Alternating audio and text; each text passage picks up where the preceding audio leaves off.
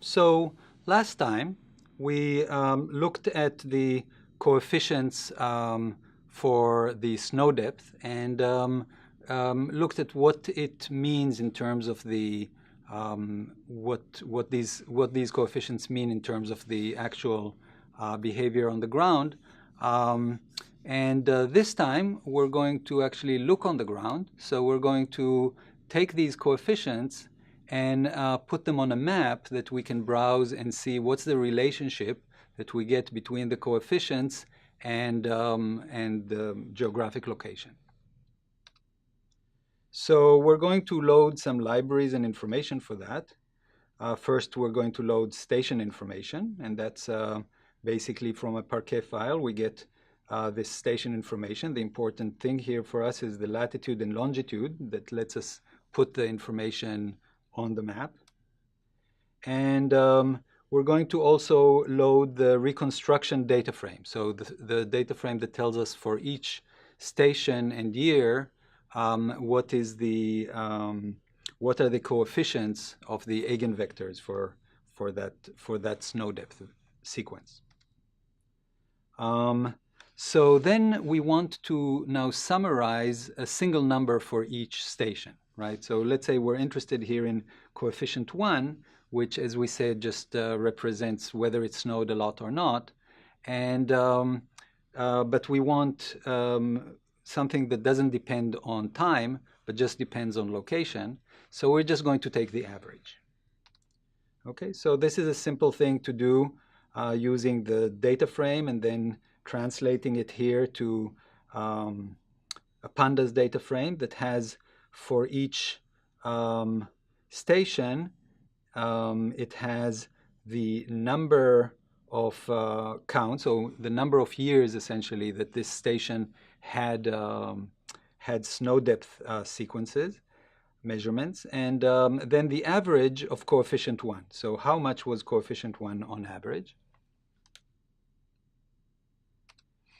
And now that we have that, we can use this library that I'm using here, Leaflet, to put this on a map.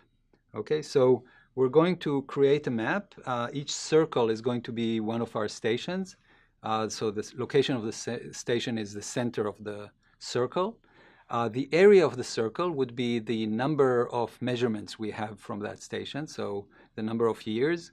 So stations with more years will be bigger and easier to spot. And the color fill will correspond to the actual value of the coefficient as defined by the color bar. So this is the color bar, and basically it says as you remember, the value of this coefficient doesn't go too negative. It goes very positive for high snow, but it doesn't go too negative. So that's basically the 0 and the most negative are more or less the same shade of blue. But then you have all of these different colors to represent the other values of the coefficient.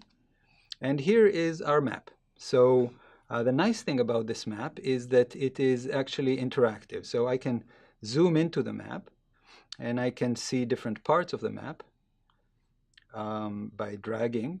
And as I'm zooming, I actually get more information, right? So you see that the map now at this resolution is much more detailed. Okay, but this resolution doesn't tell me much. So let me zoom out a little bit. And we see a simple pattern, right? So what's the pattern? The pattern here is that most of New York State, it doesn't snow that much. But in this particular region, it snows quite a lot. Okay, so the first coefficient is pretty high. Okay, and so what is this region? Let's zoom in to see. Well, it's the Adirondacks. So the Adirondacks in New York State are the place where there's a lot of snow. People go skiing and so on. So it's not surprising. So this is not earth-shattering that it snows in the Adirondacks, but the nice thing is that we can identify it visually by using this mapping system. And similarly, you can use the second coefficient, third coefficient, and so on. So let's look at coefficient 1 and ask another question. Is it related to elevation? So does it really snow in higher places? And here we're just using a scatter plot. So this scatter plot shows us that indeed, if you go with the elevation higher and higher, you tend to get higher values of coefficient 1.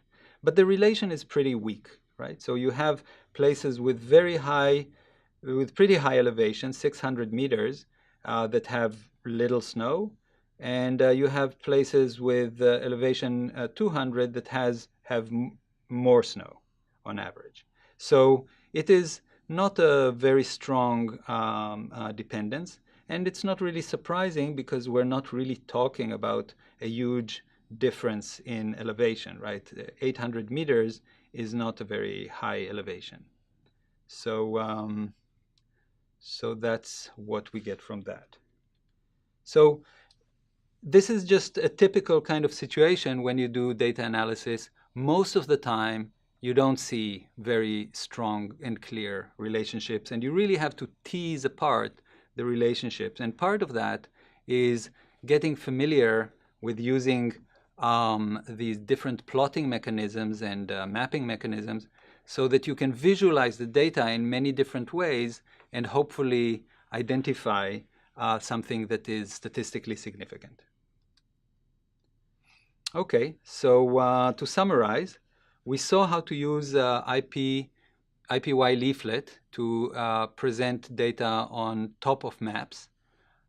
We saw that in the state of New York, most of the snow accumulation is in the Adirondacks, and that snow accumulation increases with elevation, but the relationship is weak. Locations with elevation 400 to 600 meter have widely varying accumulation of snow. So it's not something that basically guarantees that you'll have a lot of snow. Okay, so this is the end of this initial analysis. More quantitative analysis will be in the following videos. See you then.